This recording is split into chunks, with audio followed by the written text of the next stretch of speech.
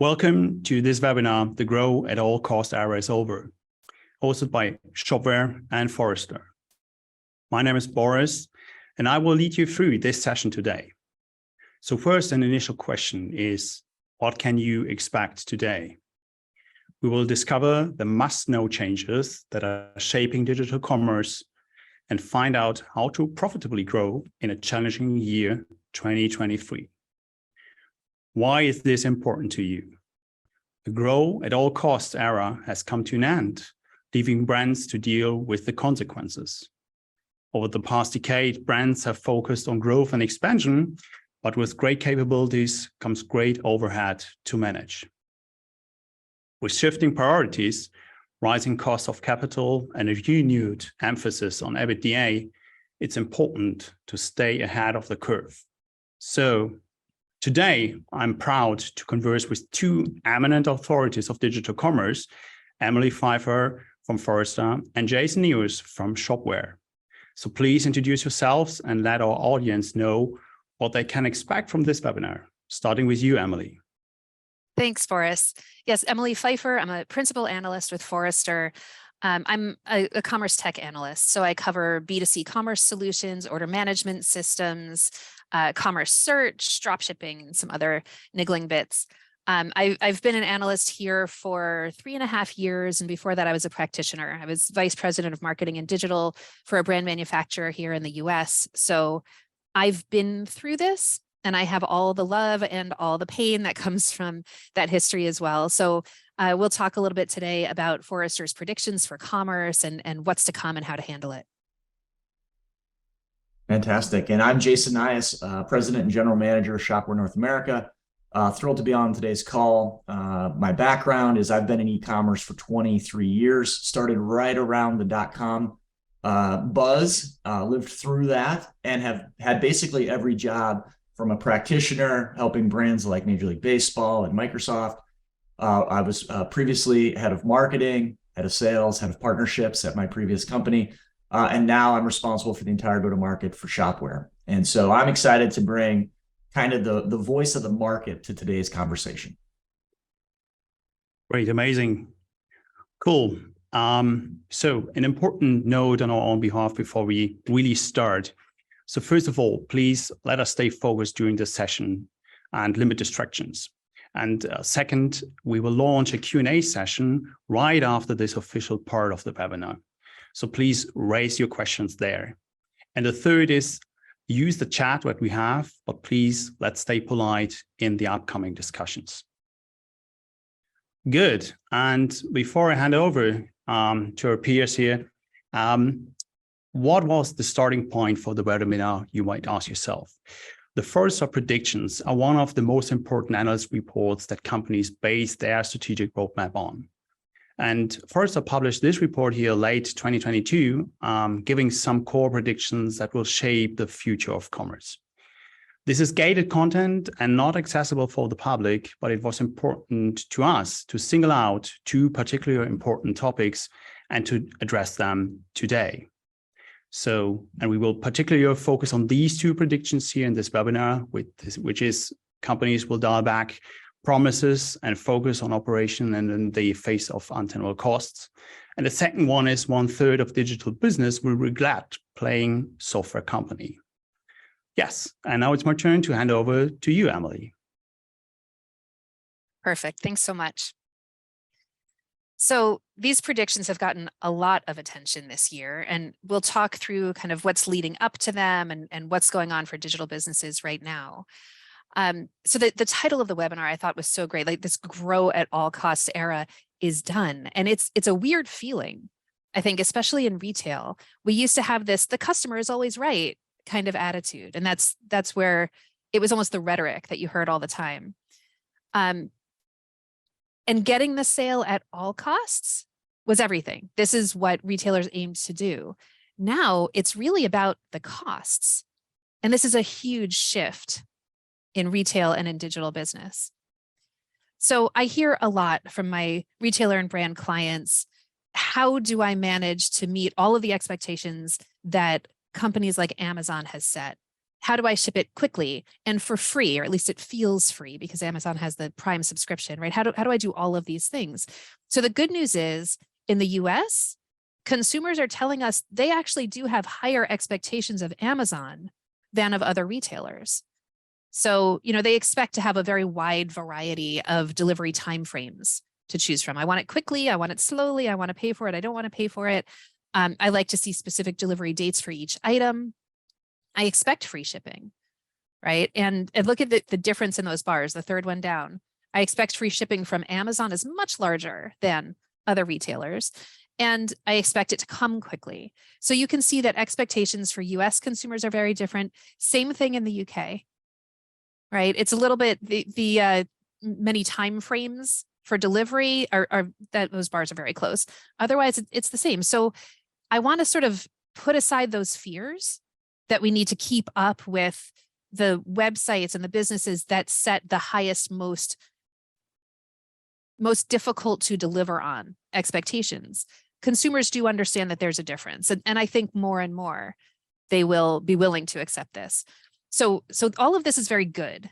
This sort of understanding of my expectations are different depending on where I'm shopping, because we'll talk about the first prediction in detail right now. And as Boris said earlier, the Forrester predictions, they're a very big deal. And we have lots of analysts who come together to develop them, and it's months and months in advance. I think we wrote these in August and September of 2022. And then you see things kind of starting to happen. You're like, hurry up, publish them, because it was a prediction. And we want to get it out and be ahead of it. So here's our first. Firms will dial back promises and focus on operations in the face of untenable costs. So all of the promises were free shipping, fast shipping, free returns, very generous guarantees. It's guaranteed for life. You can return it at any time. It's really difficult. And what we hear constantly right now from digital businesses is that they are just struggling to protect the bottom line, to protect profits. And every little thing whittles away, nibbles and nibbles and nibbles from the bottom line. So where we used to say, reduce all barriers to purchase, right? The customer is always right. Get the sale at all costs. That's not where we are anymore. We're really more about protecting that bottom line. And so we've had some very public announcements from some retailers saying, returns aren't free anymore and things like that. But much more, we're seeing very quiet changes, not really announced.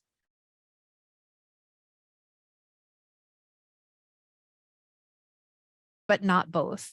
And we really support these changes. We know from our surveying of consumers that it's much more important to offer free shipping than fast shipping. They need to be sure that they can get it showing up on their doorstep without paying. And so choosing from these things, this is normal. Consumers are really okay making those choices. And so we believe that retailers will and should focus on those big things that will really make a difference to consumers. So free shipping, not fast, and then optimizing. When we say focus on operations, I mean optimization.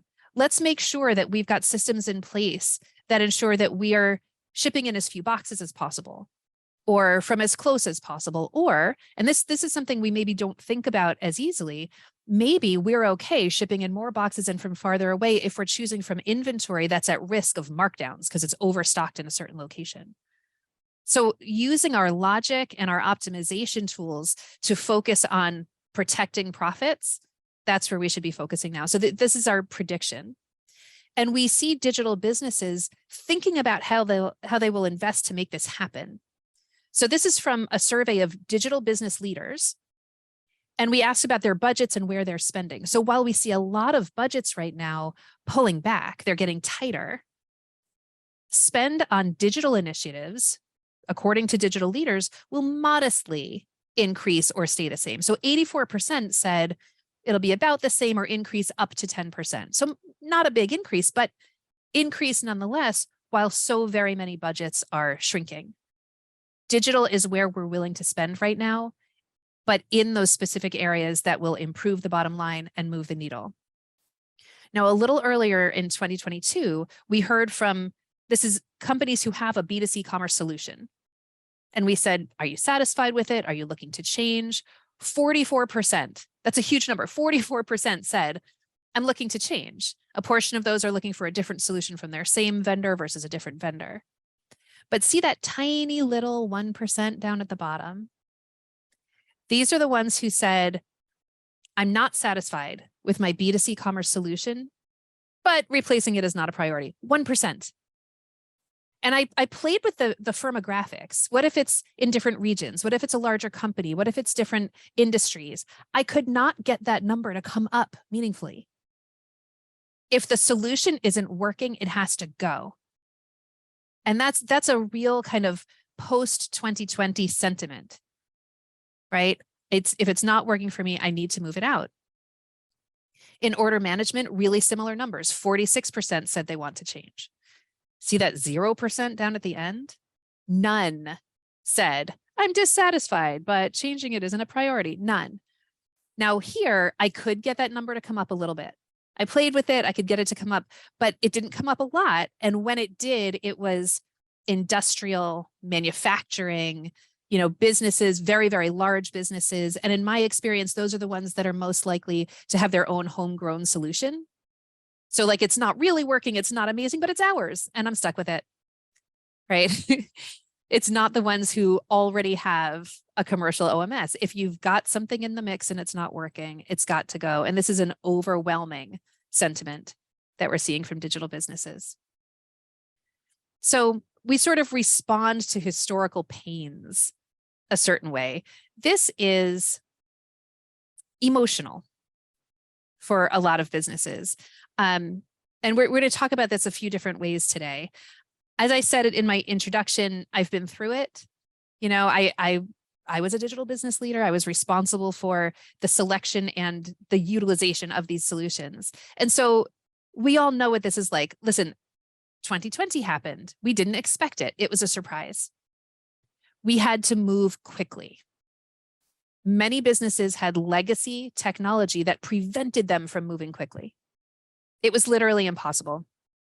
I talk about it as this like rusty machine in the basement. Can you picture like all rusted in place and hardwired and welded in? And you can't just rip that out and replace it. Everything would leak. It would be a mess. So look, it had a lot of functionality. It had been there a long time.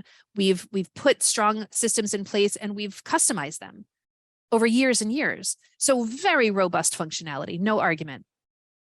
But when we had to move quickly, we could not. It prevented agility. It was difficult to update. I mean, upgrades could take months and months of user acceptance testing. They could cost hundreds of thousands of dollars, and they become more and more expensive to maintain with a monolithic architecture that is that doesn't move. It doesn't move forward. It was really stuck. So, okay, so that's where we were, and it caused us pain. And humans respond to pain by going, I have to make sure that doesn't happen again, right? So we swing all the way the other way. And we've come in some cases to this sort of DIY solution where we're pulling together many, many, many different solutions from lots of different vendors to provide the flexibility that we felt we were missing. And so it is flexible, but it's complex to manage. It requires lots of solutions, lots of little pieces from many different vendors just to get back to the robust functionality that we had before. And some of them even require creating your own user interface for your non-technical practitioners to use. And that's really scary to me. So keep this in mind as we move forward with the conversation, this sort of swinging all the way the other way and how we got here. Well, I love the pendulum example because it's so obvious that we overcorrect kind of everything in business. So one of the things we wanted to do, it's always fun to do a webinar with Forrester because they have such rich data around what they're feeling in the market. And we wanted to take a little bit of a different view by interviewing prospects and customers and partners at all of these events in preparation for this webinar. And the most recent one we were at was e-tail. And what's really interesting about it is this is the overwhelming theme that we heard, that when we sit down and talk to these people, that the destination hasn't changed. The brands still expect this sort of growth. this sort of channel expansion, this sort of catalog expansion, all the things that businesses want, but they have to just deal with all of these cost headwinds. And the market is very different, as everyone on this webinar knows. Next slide. The cost of virtually every aspect of doing e-commerce have grown substantially over the last couple of years, starting with probably the most important factor, the cost of capital. The businesses used to be able to spend significantly more money and get a really good return because the cost of capital was so cheap. And this is a global issue, although in the United States, it's very pronounced. Number two, as Emily described, a lot of brands are competing with the Goliath in their own industry. And to keep up with the Amazons and the free shipping and all the things that we described earlier is a constant pressure that brands have been under for years, but continue to be under. And added to that is the cost of inflation and other things. However long ago, a year and a half ago, when Apple introduced Do Not Track, it changed the way that brands were able to monetize digital marketing. And now the return on your digital spend is actually less. So it's amazing that the increase, as Emily stated, is being prioritized and going up, but it's going up in the face of less productive use of dollars. The cost to produce goods and services have gone up because of supply chain challenges over the last couple of years. The cost of talent is a byproduct of the cost of inflation. And generally speaking, the cost to operate all of these DIY technologies is also increased. So people have overbought some of the greatest technology the world has ever seen, and now they have to hire like crazy to support and operate these systems. So what brands are really feeling is a world where these cost pressures are making them change their journey to try and get to that same destination. And so we're seeing it in real time that firms are having to dial back promises. They are having to reset expectations. However, some of the progressive brands are really embracing this David versus Goliath moment. And they're trying to find firms who make it more efficient to own, more efficient to operate, embracing things like AI, embracing tools that give more utility. So we're seeing a shift in that direction. And we'll talk more about that in the second prediction around where we go from here. Absolutely. Yeah. So this is where we go. And sadly, for some businesses right now, where we go is to a place of regret. So our second prediction that we'll discuss today is that a third of businesses will regret playing software company. And I want to be clear, this is a third of the ones that chose to will wish they hadn't.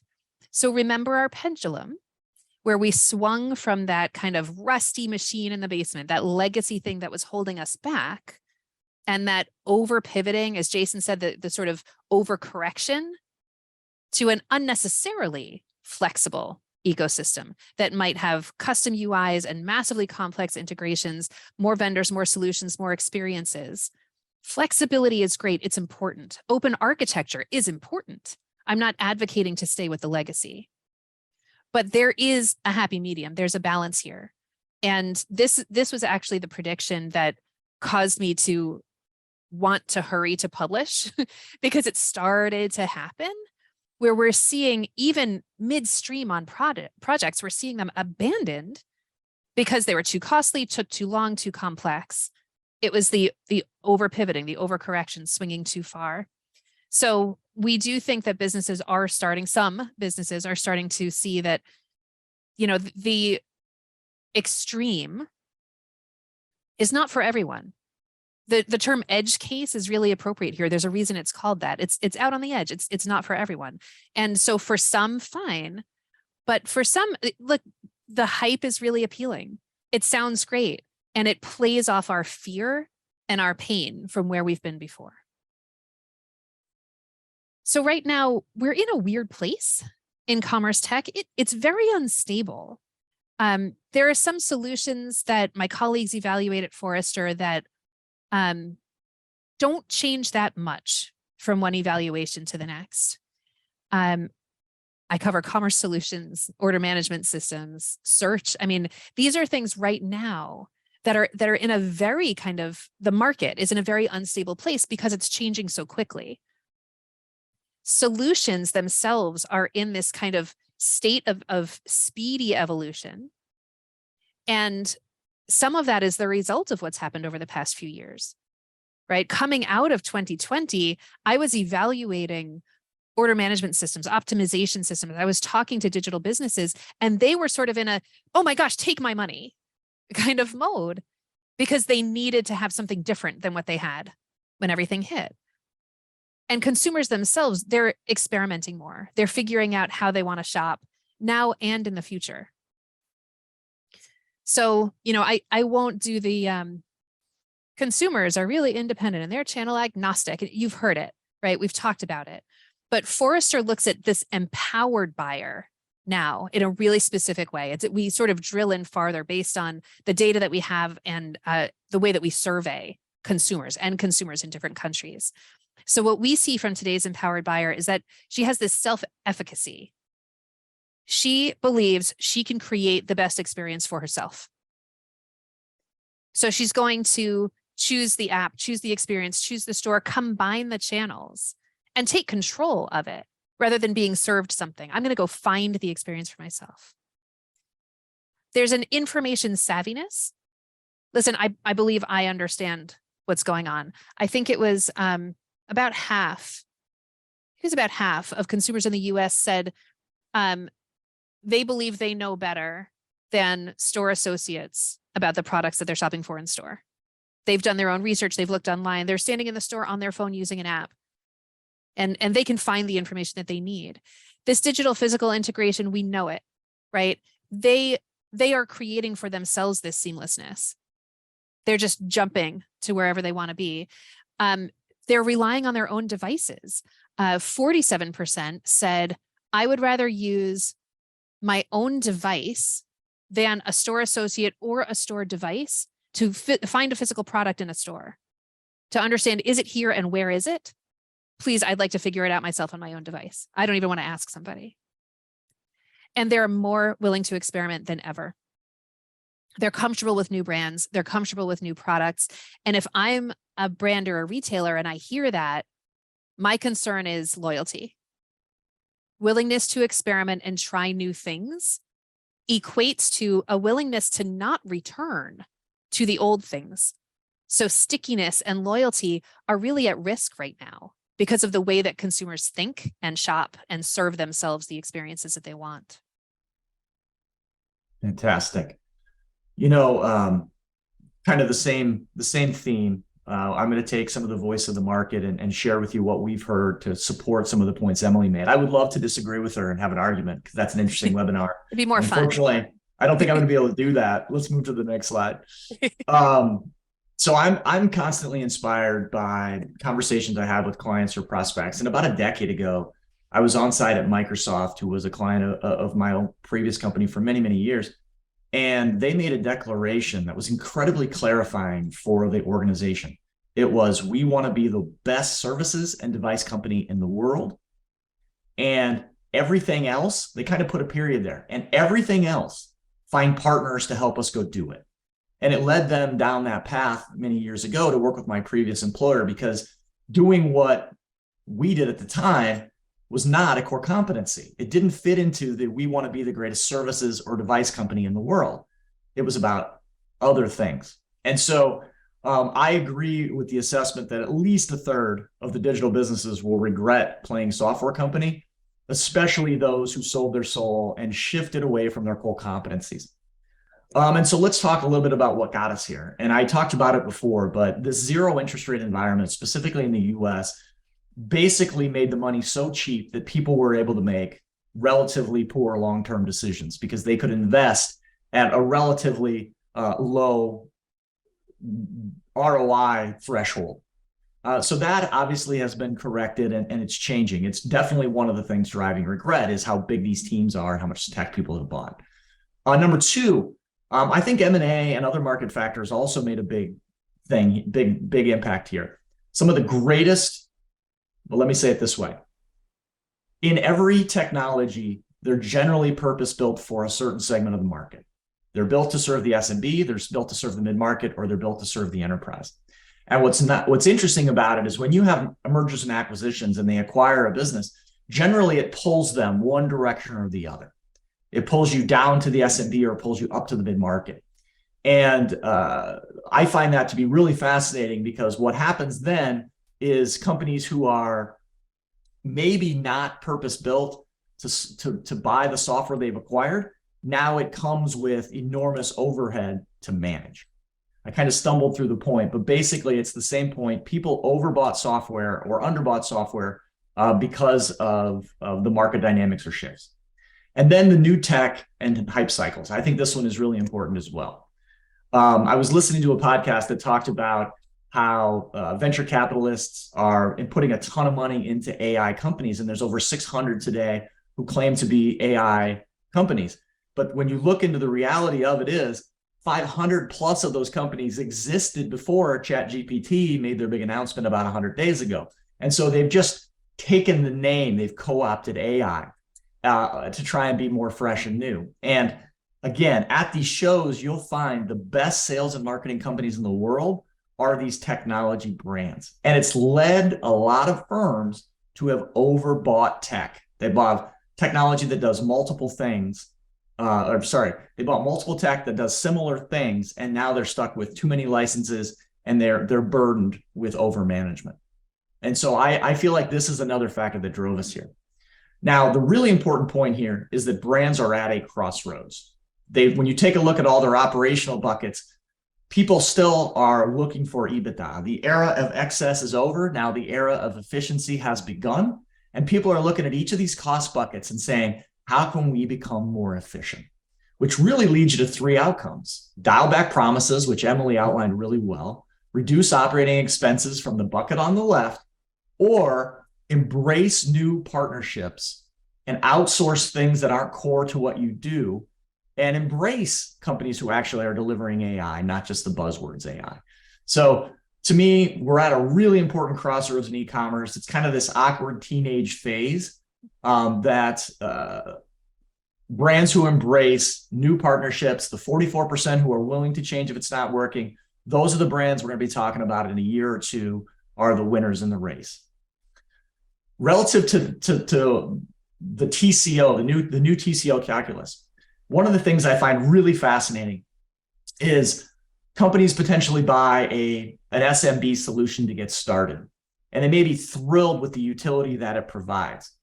But when they think about the total cost of ownership, they no longer are thinking about the benefits of scale that they have in their business.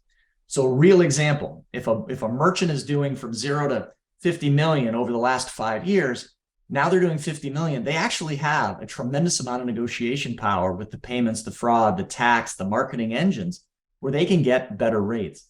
But because of the way that they've bought an SMB solution and the way that it's all stood up, they don't get the benefits of their own scale. And so I think where we're at now is this era where people really are going to start to create new math around a total cost of ownership, including the benefits of scale, as well as the total economic impact of brand control and the benefits of being able to turn the dials themselves. Just as a data point, and I know Emily can't comment on this, but we've migrated almost 3,000 merchants off of Magento 1 onto Shopware. And most of the feedback from it was related to being able to recognize the benefits of their own scale and the cost savings that come along with that. So we're in a very interesting time that I think progressive brands, the 44%, will come out on top. Back to you, Emily. Thanks.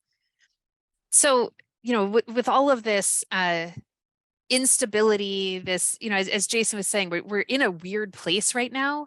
It's kind of hard to figure out where to go. We know that we've made some mistakes. We've got more stuff than we need. We've got this redundancy in our ecosystem. What do we do? So this is just, we've got kind of 4 steps, really simple, just to frame the 2023 decision-making process to move forward, just to give us a path forward from this mess. So first is to make your tech count. I talk a lot about thinking function first. It means looking at the functions that will solve today's problems. And as Jason's saying, don't overscope. Don't create massive ecosystems when what you needed was this one thing.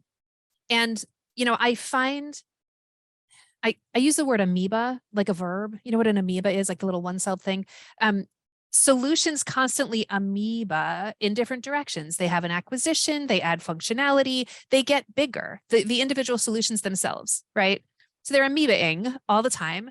That means that the stuff we've got in the ecosystem is likely to have more functionality today than it did when we brought it in, right? So figuring out what we have and where we can get more value, and then bringing in the pieces that we need to move us forward. So we don't overscope, we don't make custom projects where it's unnecessary. That's a lot of the pendulum swing thing, is where we think our needs are so unusual that we have to do something custom, and it's often not the case.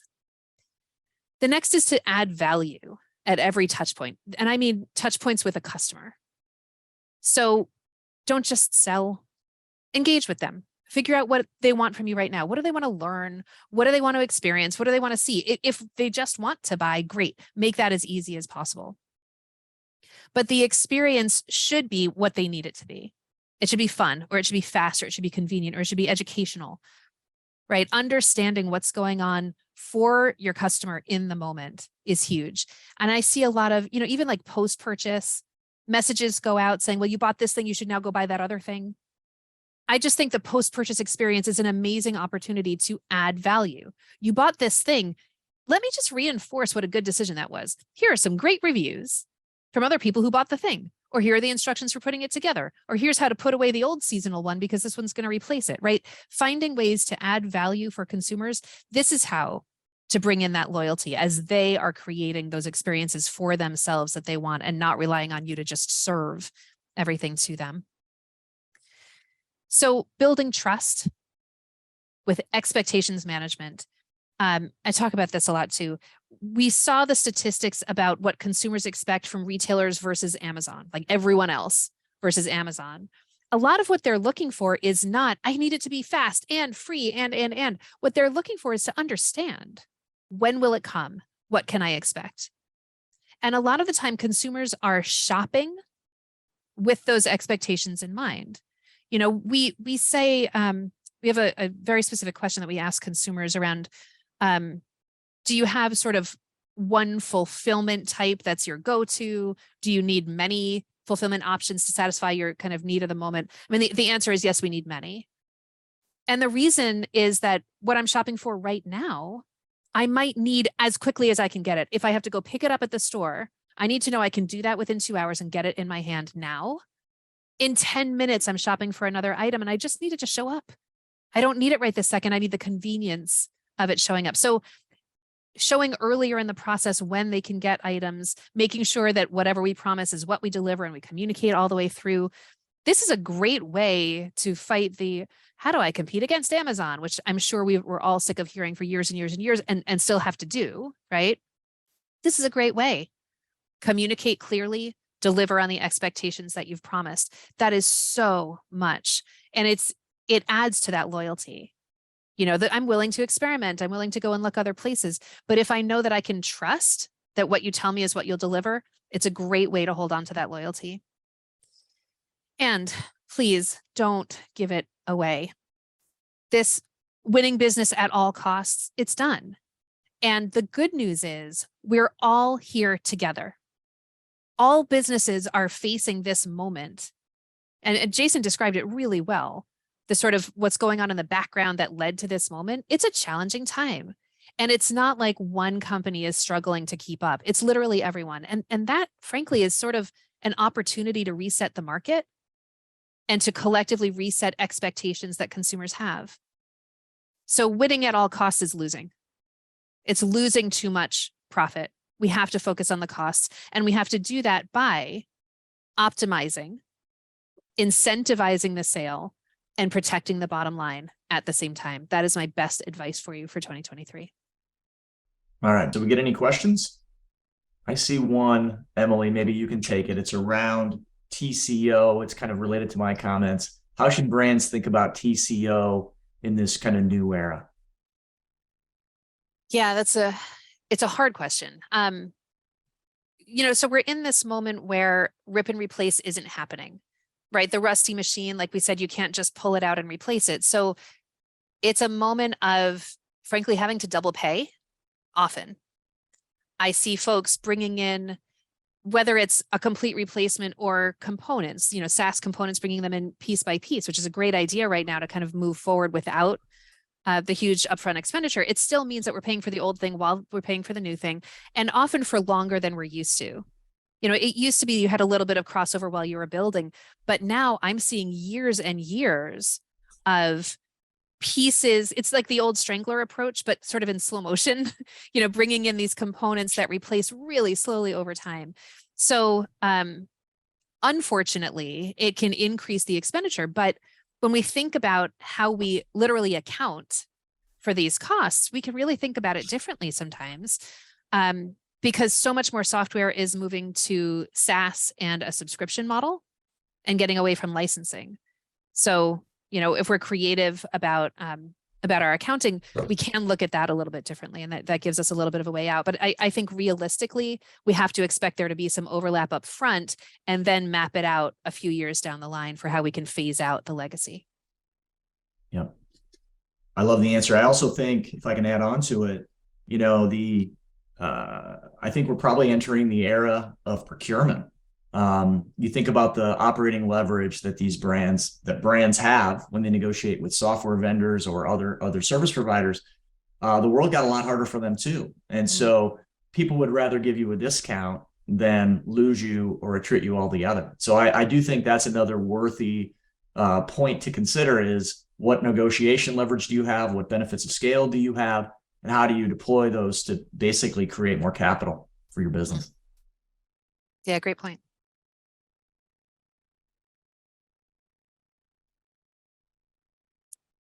Boris, I can't hear you. I should be online. There you go. You're better. There you are. Right. Thanks. So there's another question to you, Emily. So what about the slogan "Innovate or Die" that also Spreaker invented? Players in the market like them are using that very often. Aren't they promoting the exact opposite? So, and Forrester evaluated them as a leader. How do you see these players? I don't think, I'm not going to comment on a specific vendor's tagline, right? But innovation is not the opposite of what we're saying. The idea of innovating, it's everything, but it's from a functional perspective. It's a matter of figuring out the pieces to invest in right now that will have the greatest short-term impact. And that's the thing too, as we're talking about total cost of ownership and how to look at costs in general. It's also a matter of the time frame. It's not as painful to pay for a couple of solutions for a longer period of time if the new ones you're bringing in are adding enough value, if they're offsetting it. And I'm seeing that happen more and more when my clients are making the right decisions about the bits to bring in incrementally to change things. So, no, innovation is not the opposite of what we're talking about. It's just a matter of not going too far, frankly, in either direction. The old monolithic rusted in place thing is obviously not where we need to be, but swinging all the way toward an entire ecosystem that's completely flexible and expensive to set up, to maintain, to support, that's not ideal for many businesses either. So there just needs to be a balance. Yeah, good.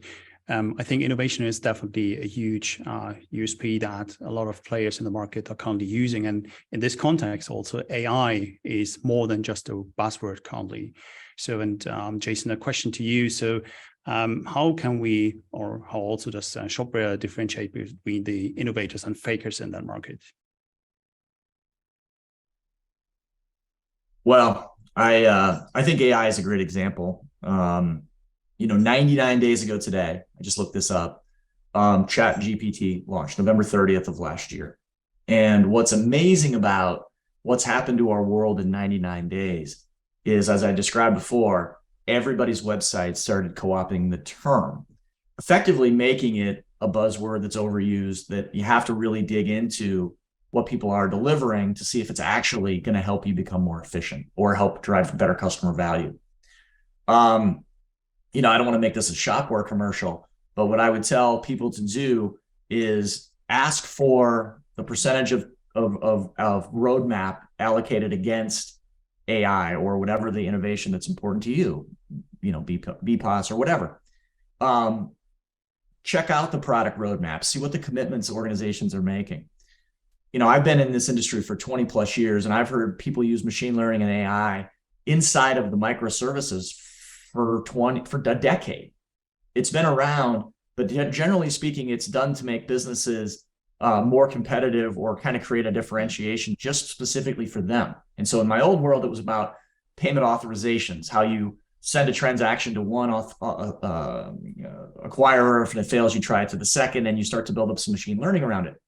The next generation of AI is going to be one where these systems are all smarter because they work together. They're not smarter as a point solution. They're smarter being a part of something bigger. And so I think we're too early to declare a winner in that. But I can tell you, if you're evaluating companies' innovation, you really have to internalize what problem you're trying to solve. And if the brand you're trying to work with helps solve them. Emily, I know you've got a strong POV on AI. Maybe you can add some color. Oh yeah. I mean, I'm with you. We've heard it for so long. I've spent years hearing vendors talk about AI ML and then show me rules that a human set. That's the opposite of artificial intelligence. That's just a human doing a thing. So I have a colleague at Forrester who would say, what's the so what? Like, it sounds really cool, but what is it going to do for me? What's it going to do for the experiences that my customers have? So I really like the idea of systems getting smarter and smarter, as long as the goal is what they're moving toward, right? Arbitrarily doing a thing because we think it's the right thing to do, and therefore setting the AI off to do that, is as bad as making a hard-coded rule because we think we know better. When the systems actually understand, human by human, session by session, interaction by interaction, what is best, then, oh my gosh, that's world changing. That's amazing. And we are not there today. So I'm excited for the possibilities. I'm also not holding my breath. We've had some really interesting interactions at Forrester with some of the new, I won't say which, some of the newer AI, the bots that are out there today, because we've got analysts who cover it, so they get early access to things. And we did some experiments asking it things about ourselves. And we're pretty public, there's information that's out there about us. And watching the solution kind of go down a rabbit hole was really interesting. It was largely inaccurate. You could see the logic and how it got there. But what it didn't have was the human factor of seeing all the possibilities and choosing the one that made the most sense. It sort of followed the train all the way off in a direction that turned out not to have been the way to go, right? So it's really exciting and it's neat and it sounds good, but what's the so what? For our customers today, what's the so what? I picture Michael Scott from The Office following the GPS and driving into a lake when you said that. 100% accurate. Yeah, Great. Very cool. Yeah, amazing. Thanks for all the feedback. I got another one question for you, Emily. So besides AI and others, also sustainability is very important for customer decisions. And which impact does that have for this year and in the future? I'm happy to say it has a bigger and bigger impact. Every year, more consumers tell us it matters to them. More consumers tell us they're making decisions based on environmental impact. We are a little bit unconvinced that the dollars follow the values. But I think and I hope there's a yet at the end of that sentence. I think it's a little bit generational, and that as certain generations of shoppers become the more prominent shoppers, that it will continue to shift.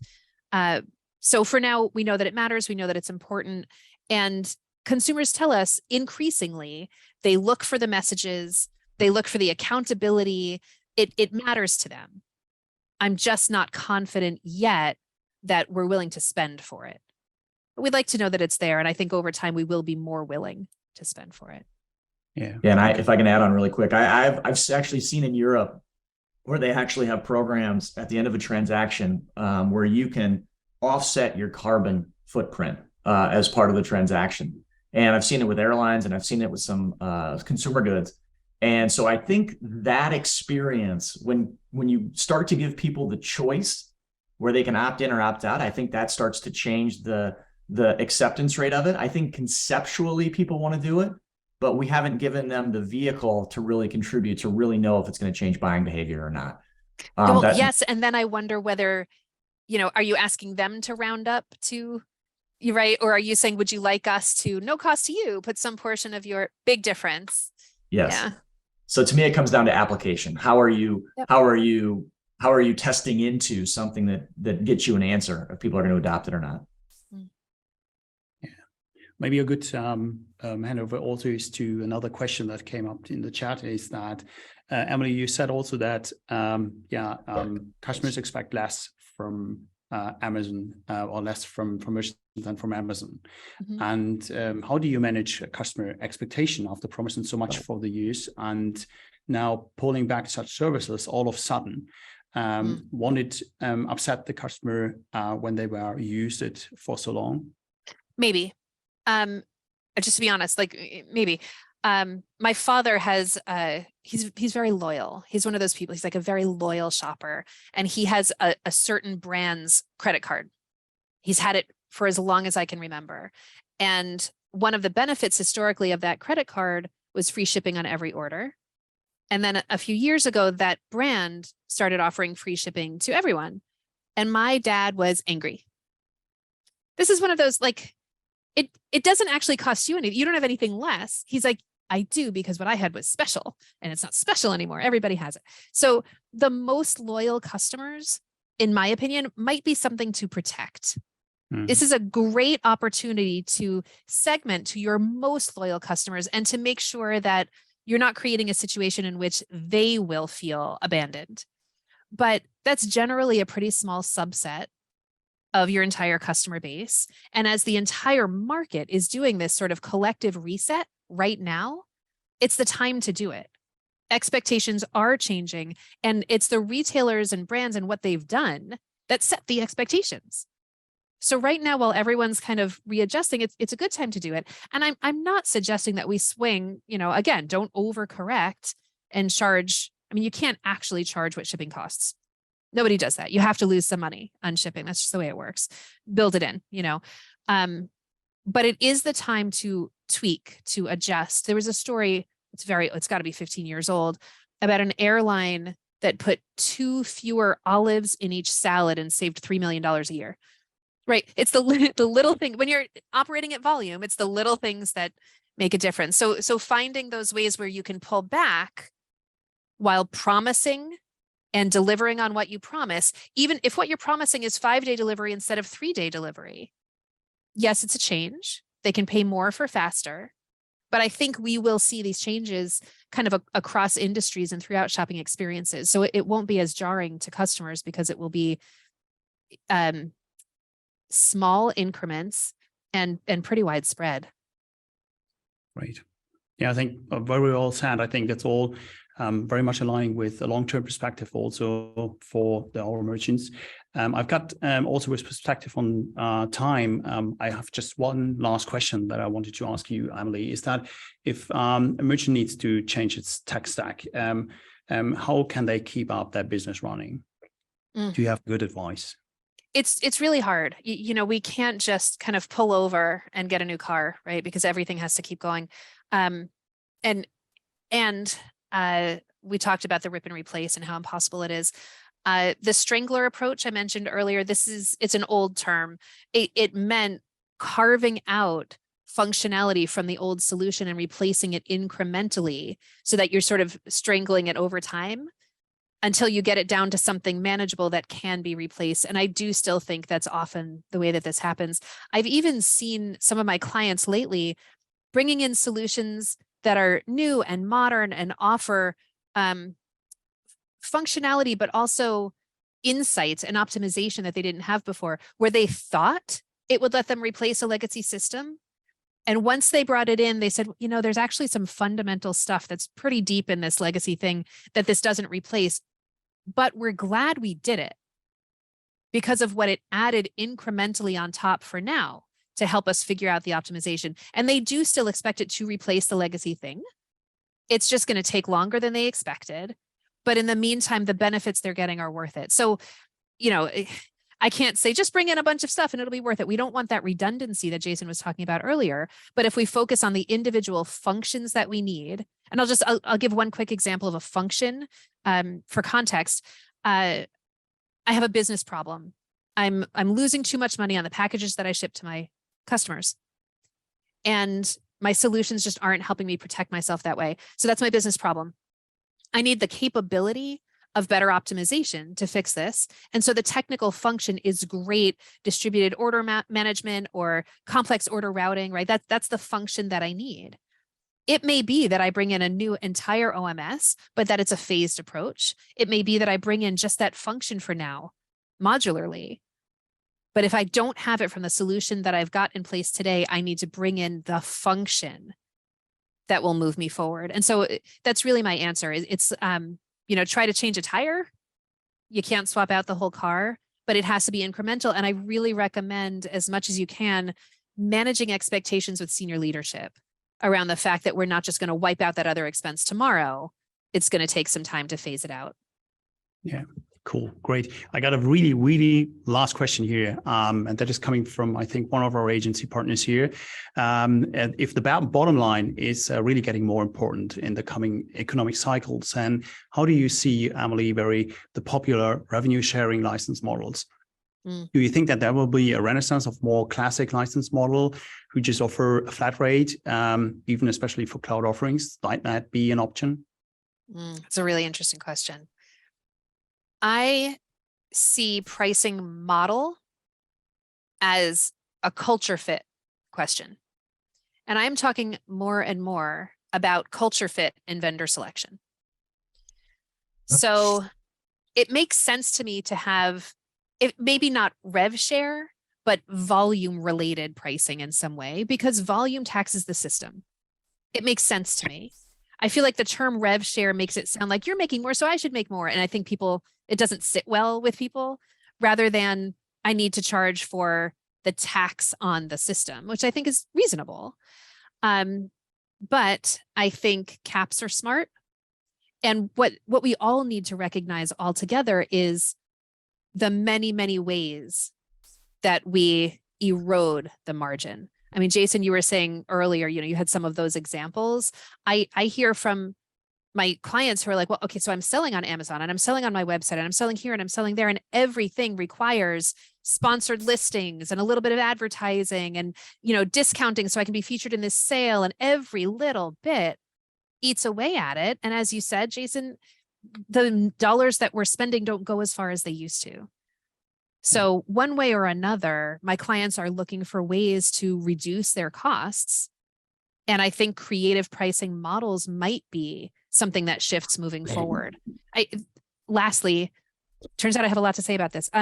Lastly, I think as we work in a more function first way, and we're bringing in more solutions that serve only specific functions, we really have to think about the impact that they have to that pointed thing that they do.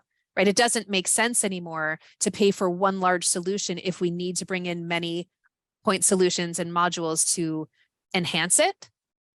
Right? We should be able to pay less over time as we phase it out. So I think that makes sense to me too as we work through this evolution. Thanks. Great response. When I look on the time, so then this webinar is nearly over. So thank you very much, you two, for this inspiring discussion and all the different information that you shared. What we want, because I see that there are still questions in the chat. So we will answer that. If you get in touch with us using our contact us form here that you see on the screen, we will definitely try to answer all of your questions, and it would be great if you can follow up with us using that. So we will also provide any kind of information that you require. Great. It was a great discussion also for the last technical issues that we had, but in all, definitely a great conversation, and very inspiring, you two. So thanks a lot for that, and see you all very soon. Thank you, Emily. Thank you, Boris. Yeah. Thanks so much. Thank you, attendees.